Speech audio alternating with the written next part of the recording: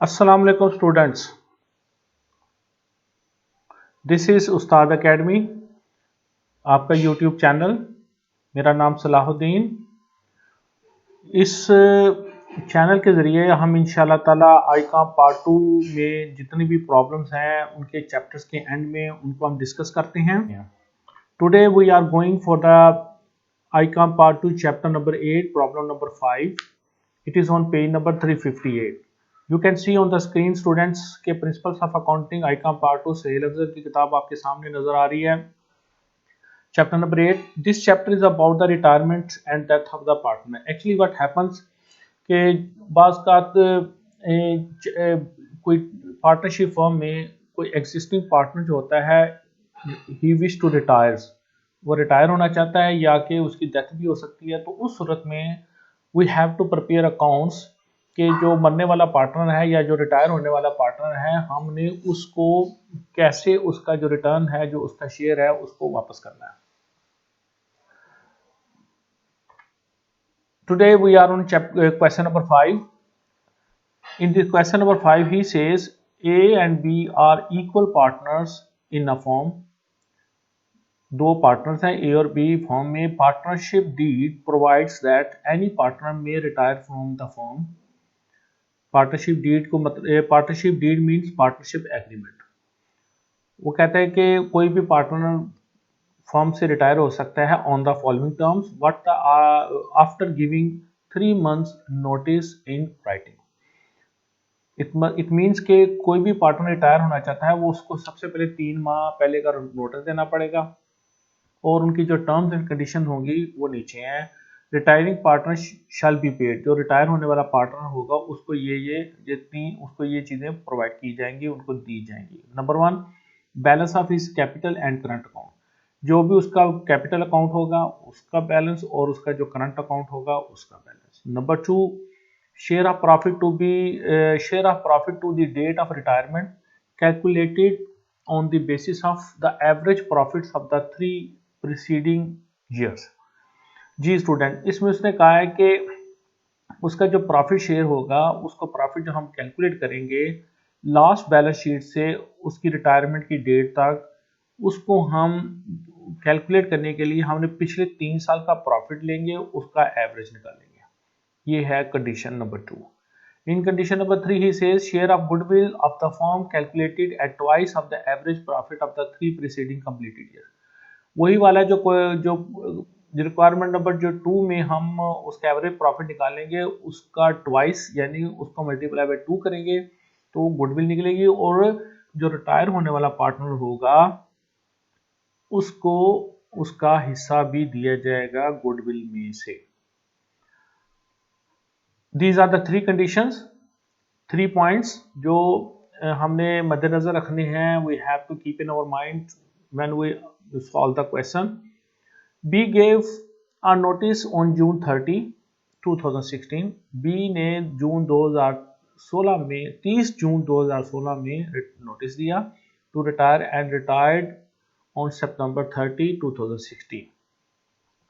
कि जून 2016 में जून 30, 2016 में बी ने नोटिस दिया कि मैं रिटायर होना चाहता हूँ एंड एज पर एग्रीमेंट ही रिटायर्ड ऑन सितंबर 30, 2016 जो कि 3 माह बनते हैं। This is according to the requirement जो थी इनकी जो पार्टनरशिप डीड में लिखा हुआ है कि 3 माह पहले नोटिस देना पड़ेगा।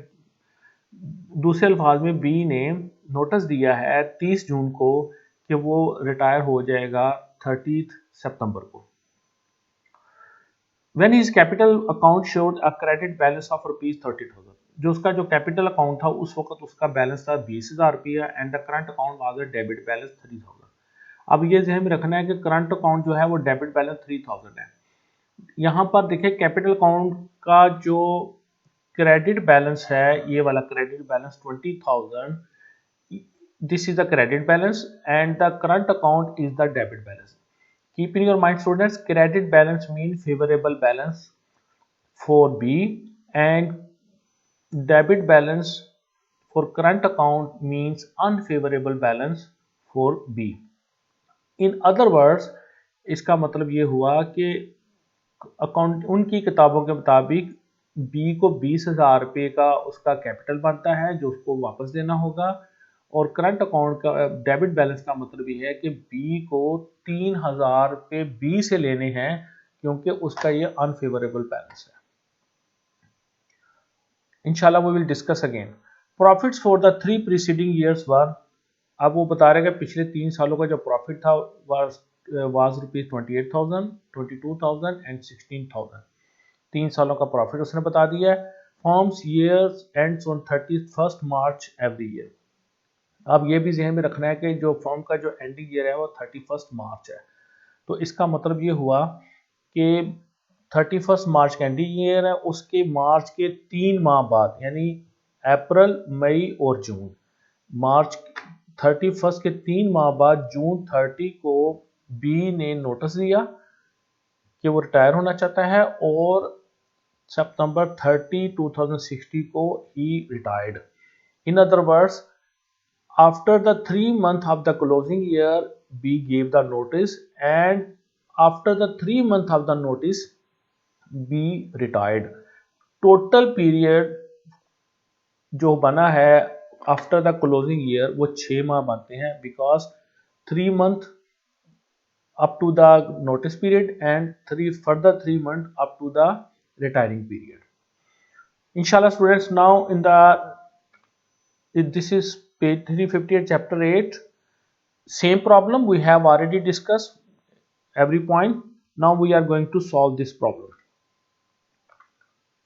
Step number 1, students, calculation of average profit and goodwill. We have to calculate average profit and goodwill. This is the step number 1, because we have to pay to the B his profit share, which will be calculated with the help of the average profit, and also we have to pay the share of the goodwill to B. So first of all we have to calculate average profit and goodwill. How we will calculate? Let us go. Last 3 years profit जो उसने बताया कि पहला है 28,000, then 22,000 and then 16,000। Students, ये 3 साल का profit है। We have to add them, हम इन सबको जमा करेंगे, that will be 66,000। If we add last 3 years profit, it is 66,000। And keep in your mind students, we have to take the average profit. How we will take the average profit? We will take the average profit by dividing 3. हम इसको 3 पर क्यों divide करेंगे? Because examiner has given us last 3 years profit. जितने सालों का profit होगा उतने ही साल के साथ नंबर ऑफ ईयर्स पर we will divide it, then we will get the average profit, and the average profit it is 22,000. 66,000 divided by 3 will be 22,000. So student, we have calculated the average profit. And what is the goodwill? Goodwill, students, very simple. Goodwill, he says, and the current account, the goodwill, he says, goodwill of the firm as per requirement number 3, the share of the goodwill calculated at twice the average profit of the 3 preceding year. तो उसने कहा कि जो goodwill होगी वो हम calculate करेंगे twice, यानी 2 के साथ मल्टीप्लाई करके कैलकुलेट करेंगे। तो 22,000 average profit multiply by 2, that is 44,000। तो स्टूडेंट्स, हमने जो अभी तक कैलकुलेशन की है उसके मुताबिक एवरेज प्रॉफिट हमारा 22,000 निकला है और गुडविल जो है हमारी 44,000 है।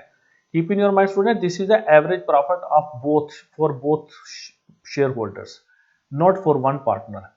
एक पार्टनर का नहीं है, ये पूरी दोनों पार्टनर का है। इसमें से we have to calculate the share for the A and B. Points to remember students, keep in your mind when we have to solve this problem. Number 1 point, closing year is 31 March as it is given in the question. 31 March is the closing year and the B is retiring on September 30th 2016. जो B है he is going to be retired on September 30th 2016. And number 3 point, it means B is retiring after 6 months. ये 6 month कैसे बने हैं? 30 मार्च closing year है और 30 जून को उसने नोटिस दिया। 30 मार्च और 30 जून के दरमियान 3 माह का वक्फा बनता है and June 30 to September again there are 3 months. तो total there would be 6 months.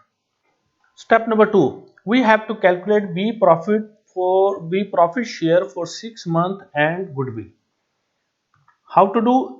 Total 6 month April to September profit 22,000 multiply by 6 month divided by 12 month. जो बी का शेयर बनता है वो 11,000 बनता है multiply by 6 month divided by जो total 6 माह का प्रॉफिट बनता है ऑफ द फॉर्म वो है 11,000. 22,000 इज द एवरेज प्रॉफिट और 6 माह का जो प्रॉफिट बनेगा वो बनेगा 11,000. कैसे? 22,000 multiply by 6 month divided by 12 month. Student, this is the total profit for 6 months. What will be the B share of profit? We have to divide it by 2.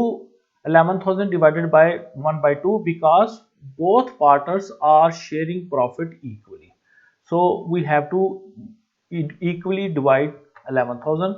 This is the 5,500 is the B share of profit. What will be the B share of the goodwill? 44,000, as we have already calculated the goodwill, that is again divided by 2, that is 22,000. So students, now we have calculated the B share of profit plus B share of goodwill. Again student, this is the same question, problem number 5. Step number 3, we have to prepare current account. Current account, student, it is current account for the B current account. Opening balance we have written on the debit side because examiner has already informed us that the debit balance of the current account is 3,000. इसलिए हम इसको debit side में लिखेंगे. अगर वो credit balance कहता है तो हम उसको क्रेडिट साइड में लिखते हैं. Profit share 5,500 is the profit share as we have already calculated. कैसे कैलकुलेट किया profit share students? You know this is the profit share. B share of profit 11,000 divided by 2. ये 5,000 रुपए का जो प्रॉफिट शेयर हमने कैलकुलेट किया हुआ है 5,500. This is the profit share of the goodwill profit share of the B. This is profit share of the B. Goodwill as we have calculated 22,000. ये जो 22,000 जो goodwill थी, total goodwill was 44,000. That is what divided by 2. That is goodwill is 22,000. So if we add 22,000 plus 5,500, that becomes 27,500 minus 3,000. Balance carried on is 24,500 is our balancing figure. This is keep in your mind student 24,500 is the balancing figure. तो B का जो current account balance है वो है 24,500 रुपए का. That is it means we have to pay to B. So step number 4, now we have to calculate the total amount due to B. That is at step number 4. Step number 4 में first of all we have to check the total amount due to B. Number 1 is that B credit balance of capital account is 20,000. That is given by the examiner. ये 20,000 रुपए का capital account credit balance already आपके पास है. That is given by the examiner. And B credit balance of current account 24,000. ये 24,000 आपका B का जो credit balance है 24,000 आ रहा है जो हमने कैलकुलेट किया है B के करंट अकाउंट से. वो कैसे कैलकुलेट किया था आपको पता है. Opening balance on the debit side 3,000. B का जो प्रॉफिट शेयर बनता था वो है 5,500. गुडविल शेयर है 22,000 and the balancing amount is the 24,500. So the total amount due to be will be 44,500 because 20,000 plus 24,500 it is a 44,500. जी students, I hope ये आपको क्वेश्चन भी क्लियर हो चुका होगा. इतना मुश्किल क्वेश्चन नहीं था. इसको हमने कोशिश की है कि स्टेप बाय स्टेप इसको सॉल्व करें. इंशाल्लाह स्टूडेंट्स नेक्स्ट असाइनमेंट जो है हमारी प्रॉब्लम नंबर 6 है. That is on page number 359. इसमें जो प्रॉब्लम नंबर 6 है इंशाल्लाह ताला अगली वीडियो में हम उसको हल करेंगे और उस पर डिस्कस भी करेंगे. Until that students, Allah Hafiz.